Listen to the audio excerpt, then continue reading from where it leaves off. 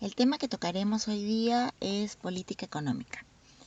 La política económica comprende las acciones y decisiones que las autoridades de cada país toman dentro del ámbito de la economía. A medida que un gobierno va estableciendo una determinada política económica, se encarga del control de diferentes factores económicos importantes en la vida del país, como por ejemplo presupuestos del Estado o mercado laboral. Los objetivos a corto plazo son, por ejemplo, disminuir el desempleo o pleno del empleo, la estabilidad de precios, control de la inflación y la mejora de balanza de pagos.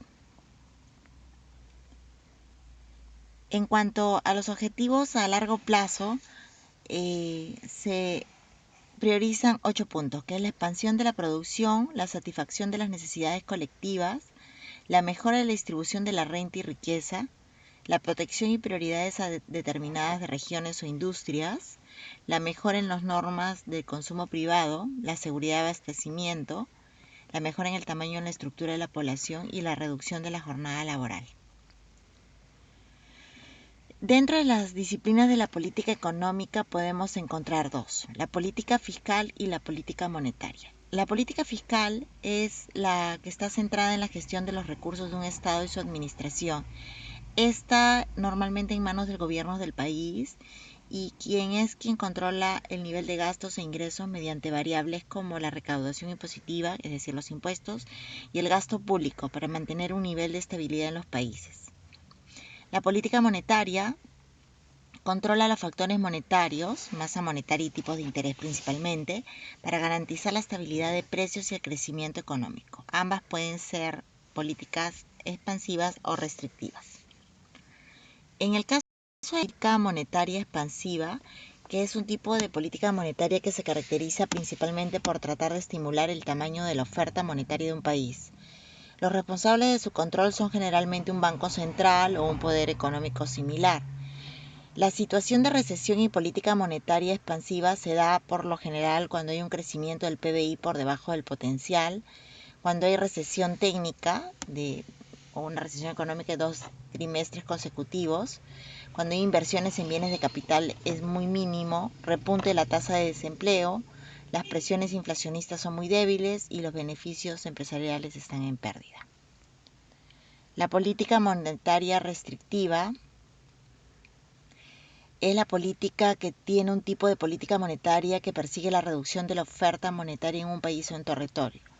Busca por definición el efecto contrario a la política monetaria expansiva al reducir el tamaño de la oferta monetaria o, en otras palabras, hacer disminuir la cantidad de dinero en circulación de la economía de un país. En situación de expansión o auge y política monetaria restrictiva tenemos la situación de crecimiento del PBI por encima del potencial, inversiones en bienes de capital en máximos, tasa de paro reduciéndose, inflación en máximo, beneficios empresariales en máximos, tipo de interés en máximo. La característica de la política económica debe contar con un alto nivel de coherencia, coordinación e integración de las medidas fiscales y monetarias con las que se conforma de cara a la consecuencia de los objetivos de mercado y la búsqueda de bienestar. Esta política es específica de cada país y región, ya que se elabora atendiendo las características de cada territorio en el que se aplica. Dependiendo de las ideologías y de los planteamientos económicos que existen en el mundo, pueden encontrarse distintas posiciones respecto al nivel de intervención que tiene que adoptar un gobierno en la vida económica de su país. El concepto de crecimiento económico es entendido como la evolución positiva de los estándares de vida de un territorio, habitualmente países medidos en términos de capacidad productiva de su economía y de su renta, dentro de un periodo concreto. El Fondo Monetario Internacional es un organismo compuesto por prácticamente la totalidad de los países del mundo y es considerado como el eje del sistema monetario a nivel internacional. Su principal objetivo como consultor y mediador es actuar como supervisor de los países y mediar en la relación entre sus economías.